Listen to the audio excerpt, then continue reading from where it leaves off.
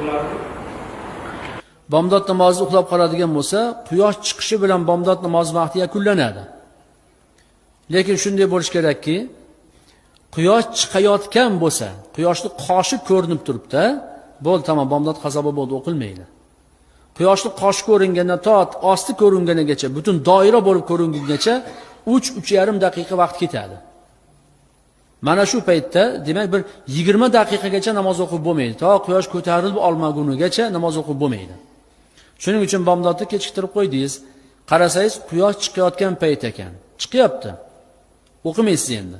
Ammo quyosh chiqishiga 10 daqiqa bor ekan, boring yana 5 daqiqa bor ekan.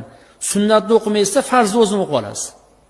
Chunki bomdodni 2 rakat sunnatini o'qiymanki, farz o'qiyman desangiz, 2 rakatni o'qilingizgacha quyosh chiqadigan bo'lib qoladi. Keyin farz o'qiy olmaysiz. Shunaqa uzrli paytlarda bomdodni sunnatini tark etasizda, tezlik bilan bomdodni farzini qisqa qilib o'qib olasiz. Qisqacha qiroatlarni qisqa qiling. Tasbihlarni 3 ta sanab o'tirmang. Bitta subhana robbiyal azim deb rukudan turib ketsangiz bo'laveradi. Sajdada ham subhana robbiyal a'lo deb bir marta aytib qo'ysangiz ham bo'laveradi. Nimaga? Chunki quyosh chiqib ketish xavfi bo'lib turibdi.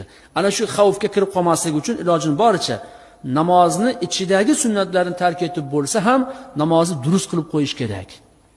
Abu Hanifa rahmatullohi alayhi